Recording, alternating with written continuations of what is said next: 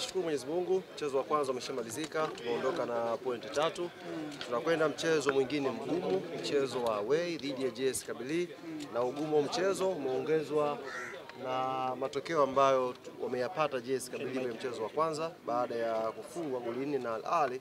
Bila shaka watakuja na nguvu kubwa kwenye mchezo wao nyumbani waweze kupata matokeo mazuri kwenye kundi. Hiyo dhamira yao ya nguvu kubwa kushinda ndio dhamira ya Young Africans vile vile.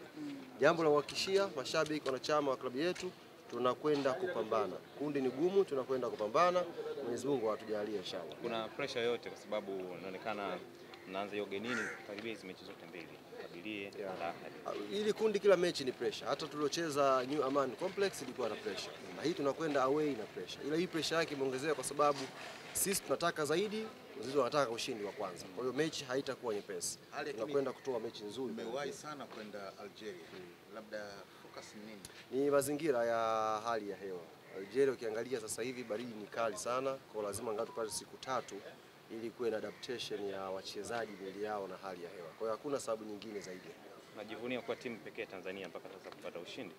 No.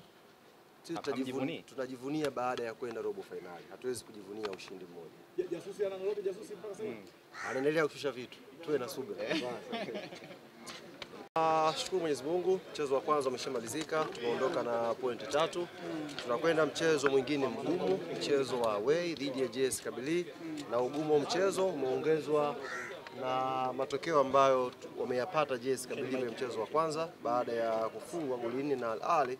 Bila shaka watakuja na nguvu kubwa kwenye mchezo wao nyumbani waweze kupata matokeo mazuri kwenye kundi. Hiyo dhamira yao ya nguvu kubwa kushinda ndio dhamira ya Young Africans vile vile. Jambo la kuhakikishia mashabiki wanachama wa klabu yetu, tunakwenda kupambana. Kundi ni gumu, tunakwenda kupambana. Mwenyezi Mungu atujalie inshallah. Kuna pressure yote kwa sababu inaonekana mnaanza hiyo ugenini karibia hizo mechi zote mbili. Kabylie ili kundi kila mechi ni pressure. Hata tuliocheza New Aman Complex ilikuwa na pressure. Na hii tunakwenda away na pressure. Ila hii pressure yake imeongezeka kwa sababu sisi tunataka zaidi, wenzao wanataka ushindi wa kwanza. Kwa hiyo mechi haitakuwa nyepesi. Tunakwenda kutoa mechi nzuri. Umewahi sana kwenda Algeria. Labda focus nini? Ni mazingira ya hali ya hewa. Algeria ukiangalia sasa hivi baridi ni kali sana, kwa lazima ngatu kwa siku 3 ili kuwe na adaptation ya wachezaji mwili yao na hali ya hewa. Kwa hiyo hakuna sababu nyingine zaidi. Najivunia kwa timu pekee Tanzania mpaka sasa kupata ushindi. No.